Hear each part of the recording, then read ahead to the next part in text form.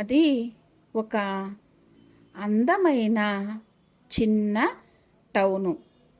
అందులో జగన్నాథం అనే వ్యక్తి నివసిస్తున్నాడు. అతని భార్య నరసమ్మ. నరసమ్మ అత్తమామలతో గొడవపడి ఏరు కాపురం పెడుతుంది.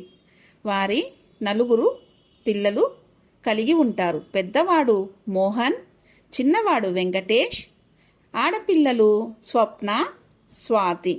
నలుగురు కలిసి ఒక చిన్న ఇంటిలో సంసారం గడుపుతూ ఉంటారు.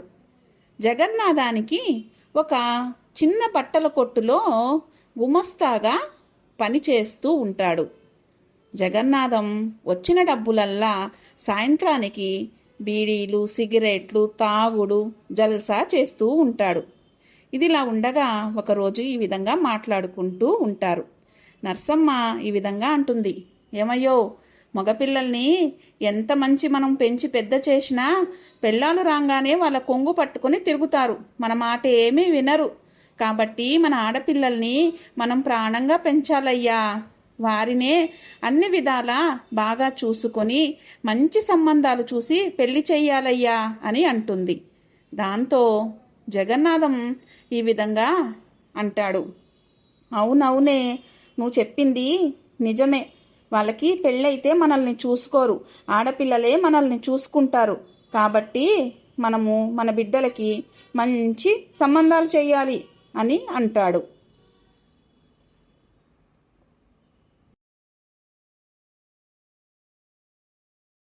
ఇలా సంవత్సరాలు గడుస్తుండగా పెద్దవాడికి పెళ్లి వయసు వస్తుంది. ఒక మంచి సంబంధాన్ని చూసి పెద్దవాడైన మోహన్కు పెళ్లి జరిగిస్తారు. అమ్మాయి పేరు పద్మ. అమ్మాయి కాపురానికి వస్తుంది. ఇలా రోజులు గడుస్తుండగా అత్త, మామలు, ఆడపడుచు అందరూ కలిసి పద్మను సూటిపోటి మాటలతో బాధిస్తూ ఉంటారు. కొడుకు బయట నుంచి ఇంటికి రాగానే ఏదో ఒక చాడీలు చెప్పి పద్మను తిట్టించడం, కొట్టించడం లాంటివి చేస్తూ ఉంటారు. పద్మ కొంచెం చదువుకున్న అమ్మాయి, గవర్నమెంట్ ఉద్యోగం కోసం పరీక్షలు రాస్తుంది. ఇదిలా ఉండగా కొన్ని రోజులకు తాగుడుకు బానిసైన జగన్నాథం మంచాన పడతాడు. దాంతో ఇంటి బాధ్యతనంతా రెండో వాడైన వెంకటేష్ మీద పడుతుంది. అది అలా ఉండగా తండ్రి ఉద్యోగమైన గుమస్తా పనిని కొడుకు తీసుకుంటాడు. ఇలా కొన్ని రోజులు గడిచిన తరువాత పద్మకు ఉద్యోగం వస్తుంది. దాంతో రామ్మోహన్ ఈ విధంగా అంటాడు తల్లితో, అమ్మా, పద్మకు ఉద్యోగం వచ్చిందమ్మా, టీచర్ ఉద్యోగం. పక్కనున్న టౌన్లో కాపురం పెట్టాలి అని అనుకుంటున్నాము. నేను వెళ్ళి ఒక మంచి ఇల్లు చూసి నిన్ను, నాన్నను, చెల్లెలను అందరిని అక్కడికి తీసుకుపోతానమ్మా అని అంటాడు. దాంతో నర్సమ్మ ఈ విధంగా అంటుంది, ఆపురా, చాలు చాలు కానీ నీ వేషాలు. నీవు నీ పెళ్ళాం చేసే పనులు నాకు తెలియదనుకున్నావా? మీ సంపాదనంతా మేము తింటామేమోననుకొని మీరు వేరే కాపురం అని అంటున్నారు అని అంటుంది నర్సమ్మ. దాంతో రామ్మోహన్ ఈ విధంగా అంటాడు, అమ్మా, అంత మాట అనకు. నాకు పెళ్ళయి 10 సంవత్సరాలు అవుతుంది. 2 పిల్లలు కలిగారు. ఎప్పుడు కానీ నేను నీ మాట, నాన్న మాట జవదాటలేదమ్మా. నువ్వు చెప్పినప్పుడల్లా అది తప్పు చేసినా చెయ్యకపోయినా నేను ఎన్నోసార్లు తిట్టాను, కొట్టానమ్మా. అది కూడా నీ మాట వింటూనే వచ్చింది. కానీ ఇప్పుడు తప్పని పరిస్థితుల్లో వెళ్తున్నాం అని అంటాడు. దాంతో నర్సమ్మకు కొడుకు కోడల మీద ఇంకా అమితమైన కోపము, ద్వేషము పెరిగిపోతాయి. అలా రామ్మోహన్ వాళ్ళు వేరే కాపురం వెళ్ళిపోతారు. పక్కనున్న టౌన్కి సంసారాన్ని షిఫ్ట్ చేస్తారు. అలా కొన్ని రోజులకు షాపు యజమానైన పరందామయ్య చనిపోతూ షాపుని వెంకటేష్కు అమ్మేసేస్తాడు. దాంతో వెంకటేషు షాపుని మంచిగా నడిపిస్తూ వృద్ధిలోకి తీసుకొస్తాడు. ఒక మంచి ఇల్లుని, కొంచెం స్థలమును కొనుక్కుంటారు. అలా ఒకరోజు ముగ్గురు కూర్చొని ఇలా మాట్లాడుకుంటూ ఉంటారు. అంతలో నర్సమ్మకు ఒక ఆలోచన కలుగుతుంది. ఇప్పుడే మనం వీడికి పెళ్లి చేసేస్తే వీడు కోడల చేతిలో బానిస అయిపోతాడు, కాబట్టి మనము ఇప్పుడే చెయ్యకూడదు అని ఆలోచన చేస్తుంది. అలా నెలలు గడుస్తూ ఉంటాయి. నరసమ్మ కూతుళ్ళిద్దరూ పెళ్లి జరిగిందే కానీ ఎప్పుడు అమ్మగారింట్లోనే పడి తింటూ తాగుతూ ఉంటారు. సాయంత్రం అయితే వెంకటేష్ కొట్టుకెళ్ళి, అన్నయ్య మంచి చీరలు వచ్చాయంట కదా, నాకు 2 అక్కకు 2 మంచి మంచి చీరలు ఇవ్వన్నయ్యా అని అంటుంది. దాంతో వెంకటేష్, అవునమ్మా కొత్త స్టాక్ వచ్చింది, మీకు నచ్చిన చీరలు తీసుకోండమ్మా అని అంటాడు. దాంతో తీసుకుంటారు. నరసమ్మ వాళ్ళు వచ్చేటప్పటికి ఇంట్లో మంచి రుచికరమైన భోజనము తయారు చేసి పెట్టి ఉంటుంది. వాళ్ళ కోసం ఎదురు చూస్తుంది.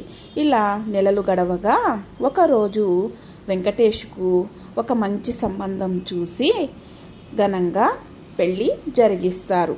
దీంతో వాళ్ళ సంసారము మొదలవుతుంది. ఇలా ఉండగా ఒకరోజు వెంకటేషు ఈ విధంగా అంటాడు, దరా ఎలా ఉంది మా ఇల్లు, నీకు నచ్చిందా? నాకు మా అమ్మ చెల్లెళ్ళంటే చాలా ఇష్టం, నువ్వు వాళ్ళని చాలా మంచిగా చూసుకోవాలి, ఏ మాత్రం కష్టపెట్టకూడదు అని అంటాడు. దాంతో ధర ఈ విధంగా అంటుంది, అలాగేనండి, మీరు చెప్పినట్లే వింటాను, ఇంటి పని అంతా చేసుకుంటాను అని అంటుంది. ఆ విధంగా వాళ్ళిద్దరూ కలిసి భోజనానికి వెళ్ళిపోతారు.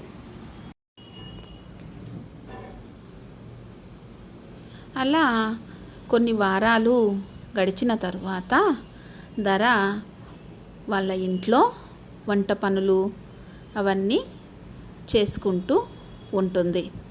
పని అంతా తన మీదే భారంగా పడుతూ ఉంటుంది. ఎవ్వరూ తనకు ఒక్క పనిలో కూడా సహాయం చెయ్యరు.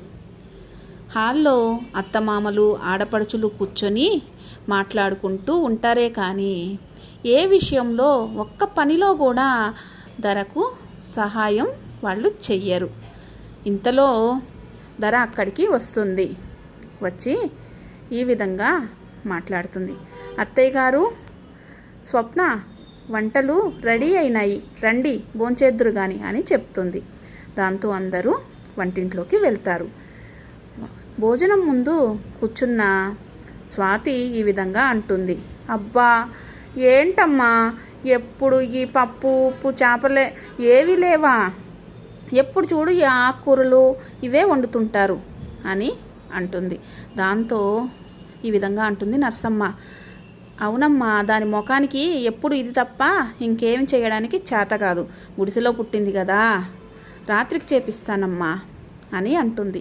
దాంతో ధర అక్కడి నుంచి బాధపడుతూ వంటింట్లోకి వెళ్ళిపోతుంది. వాళ్ళు చెప్పిన వంటలన్నీ రాత్రికి సిద్ధపరుస్తుంది. అలా రోజులు వారాలు గడుస్తూ ఉంటాయి. స్వాతి స్వప్నలు అత్తగారింటికి వెళ్ళడం, కొన్ని రోజులకి అమ్మగారు ఫోన్ చేయంగానే మళ్ళీ ఏదో ఒక సాకు చెప్పుకొని అమ్మను చూడడం కోసం మళ్ళీ అమ్మ దగ్గరికి వచ్చేస్తూ ఉంటారు. ఇలా జరుగుతూ ఉంటుంది. సీనయ్య ఒక్కడే వ్యాపారాన్ని నడిపిస్తూ ఈ భారాన్నంతా మోస్తూ ఉంటాడు. ఇది ఇలా ఉండగా వేరే కాపురం పెట్టిన మోహన్కు వాళ్ళ అమ్మ దగ్గర నుంచి ఫోన్ వస్తుంది. ఆ ఫోను వాళ్ళ కోడలు తీస్తుంది. అత్తయ్య గారు బాగున్నారా, మీ పాదాలకు నా నమస్కారం అండి అంటూ వ్యంగ్యంగా చెప్తుంది. దాంతో నర్సమ్మ, నోరు ముయ్యవే చాలు కానీ, నీ నాటకాలు నీ వేషాలన్నీ నాకు తెలుసు, అబ్బాయికి వస్తే రాగానే చెప్పు, అమ్మాయిలిద్దరికీ పండక్కి కట్నం పెట్టాలి కాబట్టి చెరొక 10,000 బ్యాంకులో వేయమను అని అంటుంది. దాంతో అప్పటికే తాగి ఉన్న జగన్నాథం ఈ విధంగా అంటాడు, అబ్బో ఈ కోడళ్ళున్నారే మహామాయలాడీలు, వీటిని అసలు నమ్మనే నమ్మకూడదు అంటూ చాలా అసభ్యకరమైన పదజాలంతో మాట్లాడుతూ ఉంటాడు. అక్కడే ఉండి అన్నీ వింటున్న వెంకటేష్ మాత్రం వాళ్ళని ఏమీ అనలేక రూములోకి వెళ్ళిపోతాడు. ధరణి, ఏంటి అలా కూర్చొని ఉన్నావు, చూస్తుంటే చాలా నీరసంగా ఉన్నట్లున్నావు అని అంటాడు. దాంతో ధరణి, అవునండి కొంచెం తలనొప్పిగా ఉంటే ఇలా కూర్చున్నాను. మీరు ఇప్పుడే వచ్చారా అని అడుగుతుంది. అంటాడు. దాంతో రోజులు గడుస్తూ ఉంటాయి. ఇలా ఉండగా ఒకరోజు వెంకటేషు జగన్నాథం నరసమ్మ దగ్గరకు వచ్చి విధంగా అంటాడు. అమ్మా, నేను ఉన్న స్థలం అమ్మేసేసి వ్యాపారాన్ని ఇంకా పెద్దగా చేయాలని అనుకుంటున్నాను అని చెప్పేసి అక్కడి నుంచి వెళ్ళిపోతాడు. దాంతో నరసమ్మకు ఒక ఆలోచన వస్తుంది. ఏంటండి, వీడు స్థలం అమ్మేసి వ్యాపారంలో పెట్టుకుంటే నా కూతుళ్ళని ఎవరు చూసుకుంటారు? అలా జరగడానికి వీల్లేదు. స్థలం అమ్మేసి నా కూతుళ్ళ మీద రాసేస్తాను అని అంటుంది. దాంతో జగన్నాథం ఈ విధంగా అంటాడు. అవునే, నిజమే నువ్వు చెప్పేది. మనము మన కూతుళ్ళకి ఏమి ఇవ్వకపోతే రేపు ఎలా ఉంటారు? కాబట్టి ఆ స్థలం అమ్మేసి ఇద్దరి పేర్ల మీదకి షిఫ్ట్ చేసేస్తాం అని అంటాడు. ఇలా ఆడపిల్లల మీద ప్రేమతో ఎంతమంది కొడుకులకు అన్యాయం చేశారో మీలో ఎంతమంది ఉన్నారో ప్లీజ్ కామెంట్ చేయండి.